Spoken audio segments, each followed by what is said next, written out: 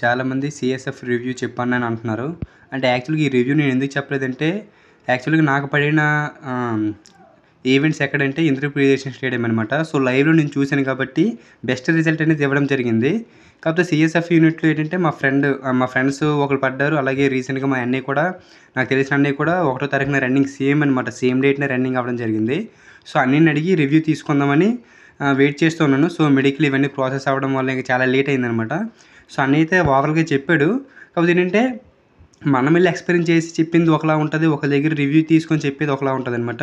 So, maximum అయినంత వరకు మీకు బెస్ట్‌దే ఇవ్వాలని చూస్తాను. సో, రివ్యూలో మా అన్నయ్య వచ్చేసి ఏం చెప్పాడంటే, రిపోర్టింగ్ టైమ్ వచ్చేసి ఏంటంటే, మనకి యాక్చువల్‌గా రిపోర్టింగ్ టైమ్ వచ్చేసి 5:00 మనం రిపోర్టింగ్ చేయాలి.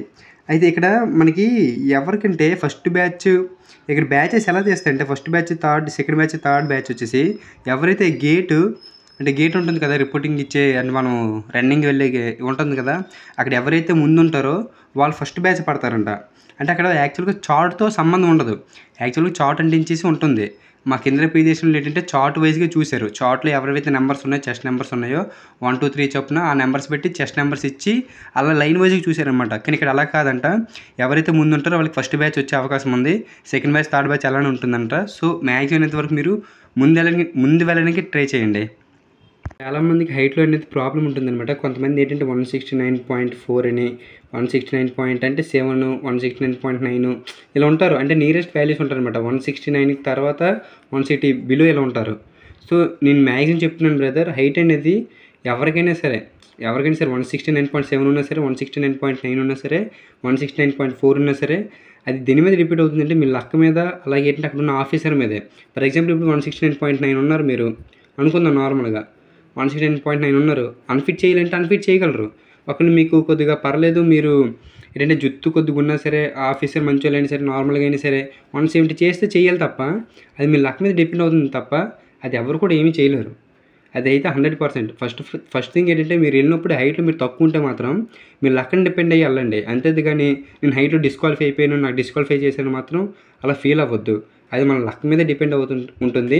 అలాగే ఏంటంటే జుత్తు ఏమైనా మీకు ఎక్కువైనా ఉంటే ఉంచుకోండి. దాన్నైతే కట్ చేయొద్దు. ఓకేనా? నెక్స్ట్ వచ్చేసి గ్రౌండ్ గురించి రివ్యూ వచ్చేసి ఏంటంటే, అంటే అన్నయ్య చాలా సార్లు నాకు అడిగాడు. అంటే మా ఫ్రెండ్ వెళ్ళినప్పుడు మా ఫ్రెండ్ వచ్చేసి 25థ్ వెళ్ళాడనమాట సీఎస్ఎఫ్ యూనిట్‌కి. అప్పుడు ఈ అన్నయ్యది వచ్చేసి 1వ తారీఖున కదా! నాకు అడిగాడు, మీ ఫ్రెండ్ వెళ్ళాడు కదరా, ఎలా ఉంది గ్రౌండ్ రివ్యూ అని. నేను చాలా సార్లు చెప్పాను, గ్రౌండ్ చాలా బాగుంటది అన్నయ్య, కాకపోతే రోడ్ కొద్దిగా డ్యామేజింగ్‌గా ఉంటది. అంతేగాని మనం ఒక ఇన్నర్‌లో జాగ్రత్తగా వెళ్తే అయిపోద్ది అని చెప్తే అన్నయ్య కొద్దిగా టెన్షన్‌తో వెళ్ళాడు. ఓకే. కానీ అన్నయ్య రన్నింగ్ చేసిన తర్వాత అన్నయ్య ఏమన్నాడంటే, తమ్ముడు గ్రౌండ్ అది చాలా ఈజీగా ఉంది. దాంట్లో నో ప్రాబ్లమ్ అనమాట. ఎండే కొద్దిగా వస్తదనమాట. అప్ అనేది చాలా ఎక్కువ ఉందనుకుంటా గానీ, అప్ కూడా అంత ఎక్కువగా ఉండదు. జస్ట్ అప్ అనేది చూపిస్తది అంతే గానీ, మరీ ఏదో అది మరీ ఇంత అప్‌లా ఉండదు. జస్ట్ ఆ రోడ్డుకి కొద్దిగా అప్ వచ్చింది అని తెలుస్తదే తప్ప, మనం మరీ రన్నింగు స్లో అయిపోయి అంతైతే ఏమి ఉండదని చెప్పారు. అయితే ఫినిషింగ్‌లో వచ్చేసి ఏంటంటే, ఒక 600 మీటర్స్ వరకు కొద్దిగా చిన్న అప్ ఉంటుందనమాట. ఫినిషింగ్‌లో అప్ ఉంది అంటే చాలా క్రిటికల్ అనమాట. ఎందుకంటే ఫినిషింగ్ వచ్చేసి ఏంటంటే, అప్పుడే మనం కొద్దిగా స్టాండర్డ్ అవ్వాలి. బీ మోటివేట్‌గా ఉండాలి. అక్కడే గివ్ అప్ ఎవరైతే ఇస్తారో 100% ఆగిపోతారు. సో, లాస్ట్‌లో వచ్చేసి అనమాట కొద్దిగా అప్ అనేది ఉందనమాట. 400 మీటర్స్ టు 600 మీటర్స్. ఆ అప్ కూడా ఏంటంటే ఫినిషింగ్‌లో కాదు, ఫినిషింగ్ లోపలికెళ్తది. సో, వెళ్ళే ముందు ఒక 400 మీటర్స్ అప్, అది కూడా ఎక్కువ కాదు. రన్నింగ్ చేసే విధంగానే ఉంటది తప్ప, ఏదో భయపడాల్సిన అవసరం అయితే ఏమీ లేదంట. కాకపోతే ఏంటంటే, ఫస్ట్ బ్యాచ్ వచ్చేసి ఏంటంటే మినిమమ్ 7:00 అయితే వదులుతున్నాడు. సెకండ్ బ్యాచ్‌కి వచ్చేసరికి అలా 8కి, అలా 9కి, ఓవరాల్‌గా ఏంటంటే ఎండ అయితే ఖచ్చితంగా వస్తది. అది ఫస్ట్ బ్యాచోళ్ళకి కొద్దిగా తక్కువ అవుతది. సెకండ్ బ్యాచోళ్ళకి ఇంకొద్దిగా ఎక్కువ అవుతది. థర్డ్ బ్యాచోళ్ళకి బాగా ఎక్కువ అవుతది. కానీ ఎండ ఎంతున్నా సరే మనకి ఆ 24 మినిట్సే మీకు మైండ్‌లో ఉండాలి. ఏసామా లేదా, ఎంత ఎండ ఉందా, మనకి ఎండ బాగా కొట్టేస్తే ఎదురెండ వస్తది, అలా ఏమనుకోవద్దు. చెట్లు కూడా ఉంటాయి. కానీ ఫస్ట్ 2.5 కేఎంకి కొద్దిగా తక్కువ ఉంటాయి. అంతేనే. తర్వాత నుంచి కొద్దిగా బాగానే ఉంటాయి. చెట్లు కూడా పర్లేదు, పక్కన అంటే ఉంటుంటాయి. దీనికి నో ప్రాబ్లమ్. కాకపోతే ఏంటంటే ఎండ అనేది ఒకళ్ళకి ఒక్కొక్క విధంగా ఉంటది. దాని గురించి అయితే అసలు ఆలోచించుకొని స్లో అవ్వాల్సిన పనైతే ఏమి ఉండదు. రన్నింగ్ 5 కేఎం నువ్వు 100% నువ్వు నీ దగ్గర మీ గ్రౌండ్‌లో నువ్వు చేసావా అంటే స్టీల్ ప్లాంట్‌లో ఈజీగా చేయాలి. ఓకేనా? యాక్చువల్‌గా మాకొచ్చిన స్టేడియం ఏంటి, మాకు 400 మీటర్స్ రావాల్సింది మాకు 800 మీటర్స్ చేశారు. లేకపోతే అన్నిటికంటే కష్టమైంది మాదే అయ్యుండును. సో ఏంటంటే ప్రతి ఒక్కటి కూడా ఏంటంటే మన మంచిగా జరుగుద్ది. దానికి ఎటువంటి ఆలోచనలు పెట్టుకోకూడదు. ఎంత ఎండ ఉన్నా సరే దాంతో మనకు సంబంధమే లేదు. మీరు 100% మీ రన్నింగ్ మీరు చేసుకొని వెళ్ళండి.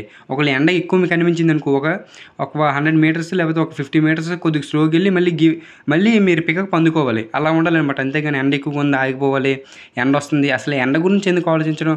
మీరు రన్నింగ్ చేయడానికి వెళ్ళారు, 100% వెయ్యాలి. అదొక్కటే మైండ్లో ఉండాలి. అయితే అన్నయ్య టైమింగ్ వచ్చేసి అక్కడ 19 మినిట్స్ 50 సెకండ్స్కి వేసాడనమాట. అఫ్కోర్స్ ఎక్కువ తక్కువ నేను చెప్పట్లేదు, అన్నయ్య వేసినది అంతే. అన్నయ్య ఏజ్ వచ్చేసి ఏజ్ రిలాక్సేషన్ అనమాట. ఓకేనా? సో ఎందుకు చెప్పానంటే ఏజ్ రిలాక్సేషన్ అని, ఏజ్ రిలాక్సేషన్ వల్ల 1950 కేసారంటే మీరు ప్రాక్టీస్ చేసి అన్నీ చేసి వెళ్తారు. అలాగే మరి మీ ఆలోచనకు వదిలేస్తున్నాను అది. నెక్స్ట్ మెడికల్ రివ్యూ వచ్చేసి ఏంటంటే, మెడికల్ రివ్యూ అయితే అన్ని చోట్ల ఒకలాగా ఉంటుంది. కానీ మెడికల్లో చాలామంది కష్టంగా ఉందని చెప్పారు. యాక్చువల్గా అయితే ఇంద్రప్రియదర్శినిలో మొత్తం 3 బ్యాచ్లు ఉంటాయన్నమాట. 3 సార్లు ఉంటారు. దాంట్లో పర్లేదు, అందరూ బాగానే చేస్తున్నారు. ఒకరి దగ్గర కొద్దిగా స్ట్రిక్ట్గా ఉంటుంది, ఇంకో దగ్గర కంఫర్టబిలిటీగా ఉంటుంది, ఇంకోళ్ళ దగ్గర భయంగా ఉంటుంది. అంతే తప్ప ముగ్గురు కూడా బాగానే చూస్తారు. ప్రతి ఒక్కరు చేసేది ఒకటే పని. కానీ మనము ఒక్కొక్కసారి ఒక్కొక్కలా చూస్తాం. అంటే కొంతమంది చూడడానికి ఏంట్రా బాబు ఇలాగ ఉన్నారు, ఇంకొందరు చూడడానికి సార్ కొద్దిగా మంచోళ్ళ ఉన్నారు, అలా అనిపిస్తుంది తప్ప ప్రతి ఒక్కరు చేయాల్సిన ప్రాసెస్ చేస్తారు. అయితే మెడికల్ వచ్చేసి ఏంటంటే అక్కడైతే అన్నయ్య చెప్పిన విధంగా అయితే అన్నయ్యకైతే బాగానే జరిగిందంట. So no problem. మెడికల్ రివ్యూలో కానీ మీకు చిన్నవి ఏమైనా ఉంటే ఎక్స్క్యూజ్ చేస్తారంట. అంటే ఇప్పుడు ఫర్ ఎగ్జాంపుల్ ఇప్పుడు ఈఎన్టీ ఉంది. ఫర్ ఎగ్జాంపుల్ ఈఎన్టీలో ఏంటంటే మీకు డిఎన్ఎస్ ప్రాబ్లం ఉంది. డిఎన్ఎస్ అనేది ఇనీషియల్ స్టేజ్ అయితే రీమెడికల్ కూడా రాయరంట. రీమెడికల్ కూడా ఇనీషియల్ స్టేజ్ అయితే అసలు రీమెడికల్ కూడా ఉండదంట. అది కొద్దిగా మీకు ఓవర్గా ఉంటే రీమెడికల్ రాసేది తప్ప రిజెక్ట్ చేసే అవకాశాలు అయితే లేవు. రిజెక్ట్ ఎక్కడ చేస్తారంటే, నేను లాస్ట్ వీడియోలో కూడా చేశాను రిజెక్ట్ మనం ఎక్కడ అవ్వచ్చు అని. అది ఖచ్చితంగా చూడండి, మీకు హెల్ప్ అవుతుంది. అలాగే డాక్యుమెంట్ వెరిఫికేషన్. ఈ డాక్యుమెంట్ వెరిఫికేషన్ వచ్చేసి కొద్దిగా చూసుకోవాలి, టఫ్ అవుతుందన్నమాట. అంటే ఫర్ ఎగ్జాంపుల్ నేను చాలాసార్లు చెప్పాను, ముందుగానే చెప్పాను సిఎస్ఎఫ్ యూనిట్లో ఎవరికైతే పడుతుందో డాక్యుమెంట్ వెరిఫికేషన్లో ఇటువంటి తప్పులు చేయొద్దు అని, అన్నీ అప్డేట్ చేయించుకొని వెళ్ళండి అని. సో డాక్యుమెంట్ వెరిఫికేషన్ అయితే కొద్దిగా టఫ్గానే జరుగుతుంది. అంటే తప్పులు ఏమి ఉన్నా సరే.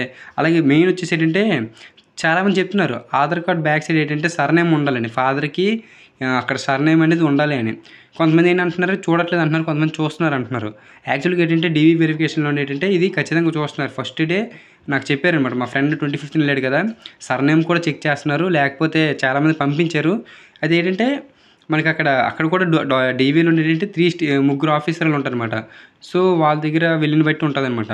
సో కొంతమంది ఏంటంటే వదిలేస్తారు, కొంతమంది ఏంటి దాన్ని కూడా రాస్తారు, అంటే టైం ఇస్తారనమాట. సో అన్నీ పర్ఫెక్ట్గా అప్డేట్ చేయించుకొని వెళ్ళండి. మెయిన్ ఏంటంటే మిస్టేక్స్ ఉండకూడదు. పేరులోన స్పేస్ ఉన్నా సరే పర్లేదు, కానీ మిస్టేక్స్ పెట్టించుకోకండి. స్పేస్ ఉందనుకోండి, ఇలాగ అప్డేట్ చేయడానికి టైం పడుతుందండి, లేకపోతే ఏదో ఒకటి చెప్పొచ్చు. కానీ తప్పులు చేసుకుంటూ వెళ్ళారు మాత్రం దానికి మళ్ళీ మీరు ఇబ్బంది అవుతారనమాట. అలాగే ఇంకోటి వచ్చేసి ఏంటంటే డొమిసైల్ సర్టిఫికేట్ ఎన్ఎక్స్డి ఫామ్ మీద ఎటువంటి తప్పులు కానీ స్ట్రైక్ కోడ్స్ కానీ, అలాగే దీని మీద మళ్ళీ దిద్ది కానీ అలా అయితే అస్సలు చేయొద్దు. ఎందుకంటే డీవీ వెరిఫికేషన్లో కూడా ఏమేమి అడుగుతున్నారని కూడా నేను ఒక వీడియో చేయడం జరిగింది. అది చూడండి, గ్యారెంటీగా యూస్ఫుల్ అవుతుంది. ఓవరాల్గా వచ్చేసి సిఎస్ఎఫ్ యూనిట్లో ఏంటంటే మెయిన్ బ్యాచెస్, నువ్వు ఏ బ్యాచ్లో పెడుతున్నావు ఆ టైమింగ్ అనేది మారుతుంటుంది అనమాట. కొంతమందికి 7, 8, 9 అలా అవుతుంటుంది. మ్యాక్స్ అయినంతవరకు ఏంటంటే ఈ మధ్య 9 లోపల ఫినిష్ చేస్తున్నారు అనమాట, 10 లోపల ఫినిష్ చేస్తున్నారు. మరి అంత టైం వరకు కూడా వెళ్ళట్లేదు. సో గ్రౌండ్ రివ్యూ వచ్చేసి ఏంటంటే కొద్దిగా ఈజీగానే ఉంది, దాన్ని అంత కష్టంగా అయితే మీరు తీసుకోకండి. అప్ అనేది ఏంటంటే ఉంది, కానీ అంతేగా మనం మరీ స్లో అయిపోయినంత అయితే కాదు. నెక్స్ట్ మెడికల్ రివ్యూ చెప్పాను కదా, మెడికల్ రివ్యూలో ఏంటంటే మనకి మేజర్ ప్రాబ్లం ఉంటే, అంటే ప్రాబ్లం కొద్దిగా ఎక్కువ ఉంటే తప్ప అది నార్మల్ ఇనిషియల్ స్టేజ్ ఉంటే మాత్రం రీమెడికల్ రాస్తున్నారు. కానీ ఐలో మాత్రం ఎవరికైనా సరే రీమెడికల్ ఖచ్చితంగా పడుతుంది. ఐ సైట్ ఎవరికైతే ఉంటుందో వాళ్ళు ఏం చేస్తారంటే, మీకు రీమెడికల్ పడకూడదు అంటే అక్కడ మనకి లాంగ్ సైడ్ చార్ట్ ఉంటుంది కదా, చార్ట్ అనేది పర్ఫెక్ట్గా చెప్పాలి. అంటే 2-3 మిస్టేక్స్ చేసినా సరే పర్లేదు, కానీ పర్ఫెక్ట్గా చెప్పాలి. సో ఇలాగ పర్ఫెక్ట్గా కానీ అప్పుడు కానీ చెప్పలేదంటే అన్ఫిట్ అయ్యే ఛాన్సులు కూడా చాలా ఎక్కువ ఉన్నాయి. సో డాక్యుమెంట్ వెరిఫికేషన్లో కూడా చెప్పాను కదా, సేమ్ యాజ్ స్టేజ్ ఎటువంటి మిస్టేక్స్ అయితే చేయొద్దు. సో ఓవరాల్గా ఏంటంటే మీరు ఎంతైతే హార్డ్ వర్క్ చేశారో అక్కడ అదే చూపించండి రన్నింగ్లో మాత్రం. అంతేగాని ఆ ఎండ వచ్చింది, ఈ నీడ వచ్చింది ఇక్కడ అలా కాకుండా ఏంటంటే రోడ్డుకి ఒక ఇన్నర్ నుంచి వెళ్తే మాత్రం మనకి రోడ్ అయితే బాగానే ఉంది. మరి మధ్యలో అక్కడక్కడైతే కొద్దిగా డ్యామేజెస్ ఉన్నాయి, కానీ ఓవరాల్గా అయితే okay. So once again all the best అందరికీ. బాగా రన్నింగ్ ప్రాక్టీస్ చేయండి. రన్నింగ్కి రేపు ఎవరైతే వెళ్తున్నారో వాళ్ళందరికీ all the best. Document verification కూడా మినిమం అయినంతవరకు ఏంటంటే మీ నేమ్స్ తప్పు లేకుంటే చాలు. స్పేస్ కొద్దిగా అటు ఇటు ఉన్నా సరే అప్పటికప్పుడు వాళ్ళు డిపెండ్ అవుతుంది ఏదైనా సరే. సో ఆరామ్సే. All the best once again. జై హింద్.